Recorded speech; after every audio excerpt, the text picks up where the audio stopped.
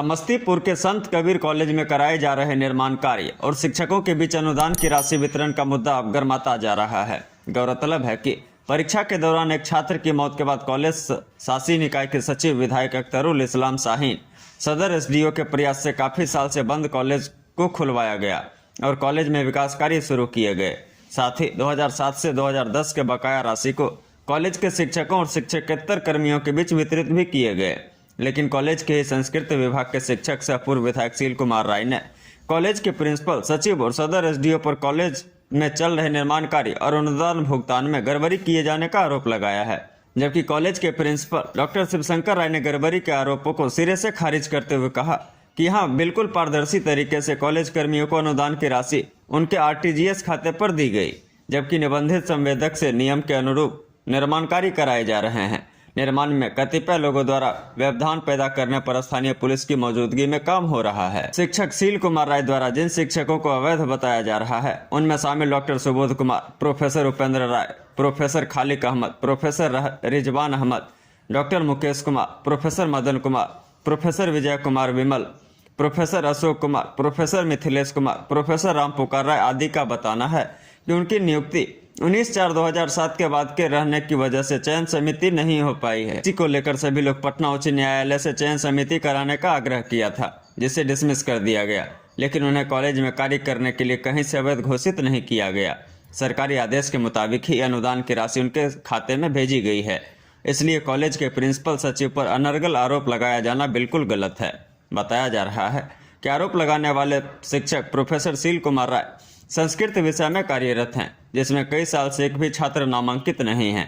इसी प्रकरण को लेकर जब प्रिंसिपल ने कार्रवाई का मन बनाया तो अदालत में संबंधित शिक्षक ने अशोभनीय आरोप लगाना शुरू कर दिया। कॉलेज के प्रिंसिपल, शिक्षक और शिक्षकेतर कर्मियों ने करीब 10 साल से बंद पड़े कॉलेज खाता को खुलवाकर उनका अनुदान वितरित करने और कॉलेज में विकास कार्यों को शुरू करवाने में अहम भूमिका निभाने वाले सचिव अख्तरुल इस्लाम शाहीन, अध्यक्ष उमेश राय, सदर एसडीओ को विशेष तौर पर धन्यवाद दिया। किया है इन्हीं प्रिंसिपल साहब ने अनुदान का, उसका ये लिस्ट है। और 2022 में पेमेंट किया है इन्होंने, जिस समय में ये दिलीप कुमार चौधरी सेक्रेटरी थे, उसका ये दोनों पर इनका सिग्नेचर। अगर ये सही है तो फिर ये गलत है, और अगर ये सही है तो फिर ये गलत है। तो आपने भ्रष्टाचार का आरोप लगाया है। मेरा आरोप यही है कि जिनको हाई कोर्ट ने, माननीय उच्च न्यायालय ने जिनको अवैध घोषित कर दिया है, जिन शिक्षकों को, उनको भी इन्होंने भुगतान किया है। अनुदान वितरण में सरकार की स्पष्ट चिट्ठी है कि उन्हीं को भुगतान किया जाए जिनको विश्वविद्यालय ने कंकरेंस दे दिया है। सृजित पद पर जिनकी नियुक्ति है और जिनको विश्वविद्यालय ने कंकरेंस दे दिया है, सरकार अपना पैसा उसी को देगी।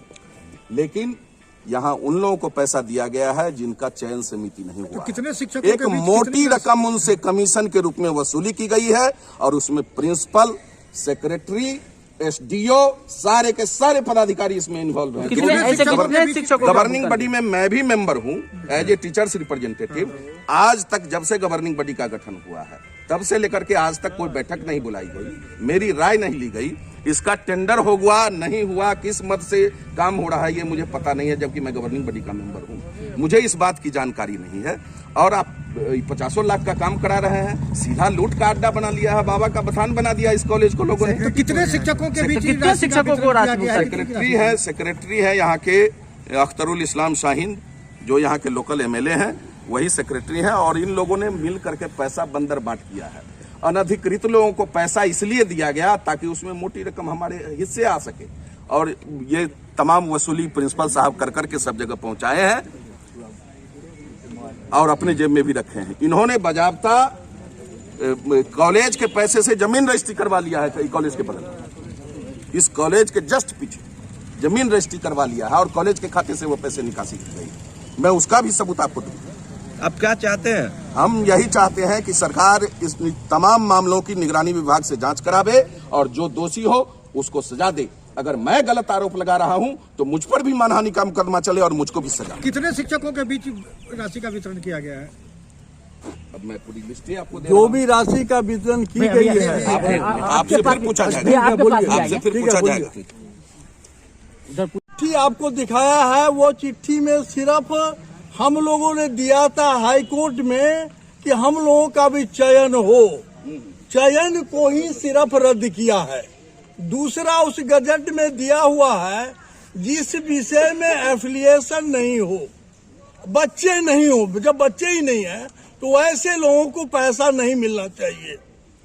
दूसरा, और जो भी यहाँ काम चल रहा है इस सचिव के द्वारा, ये मकान गिर सकता था जो पूर्व के सचिव और उदित नारायण बाबू हैं जिनके टाइम में ये भवन बनी, उस वक्त से पैसे के अभाव में कोई आदमी इसको माने इसका जो होता है रख रखाव की व्यवस्था नहीं कराया।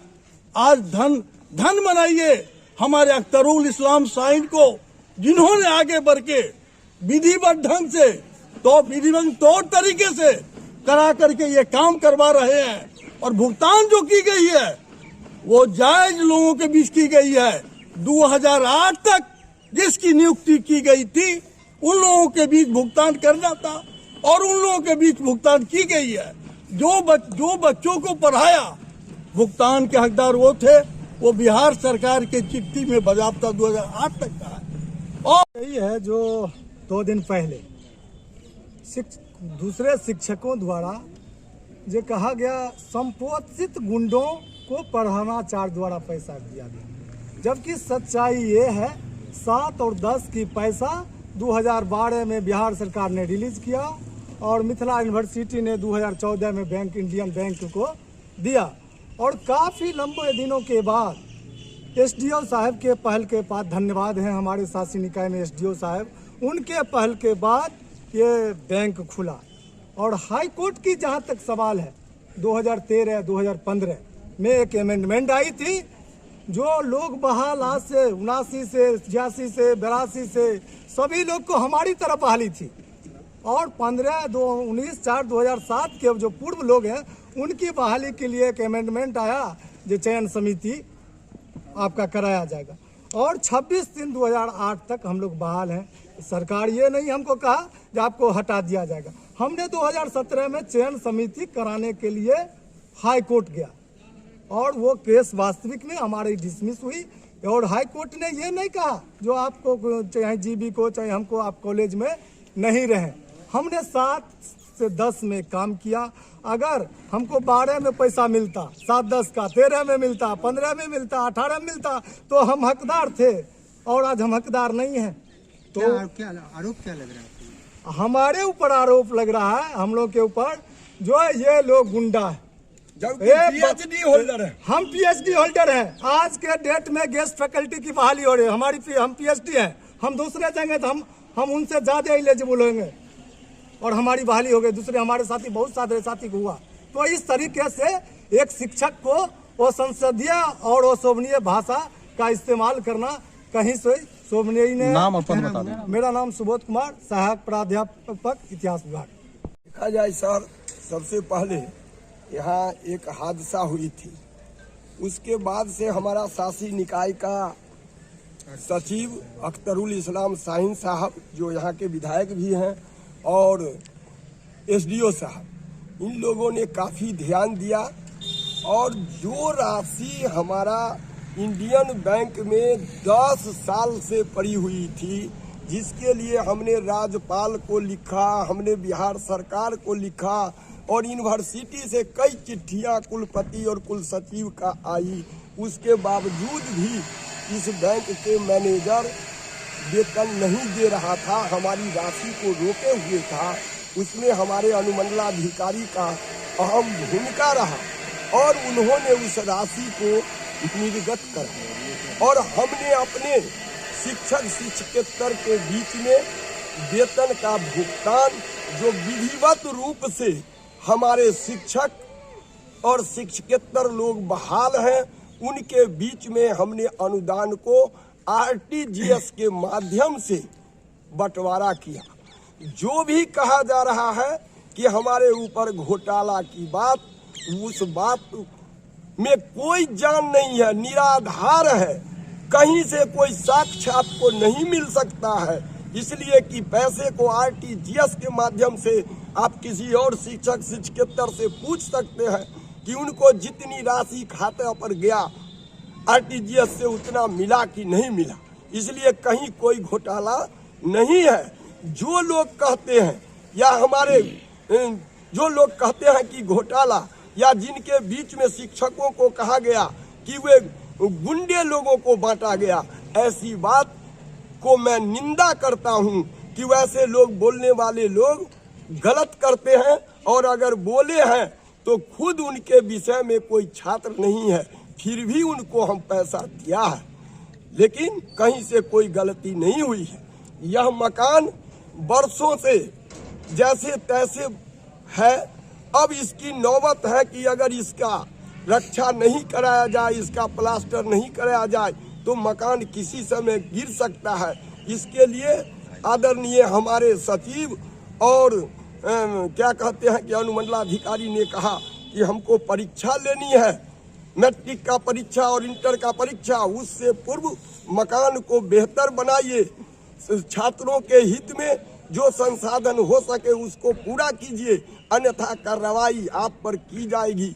तब मैंने इसको व्यवस्था किया है और विधिवत रूप से निबंधित अभिकर्ता के द्वारा इस काम को भी कराया जा रहा है। इसलिए कहीं से इस बात में कोई जान नहीं है।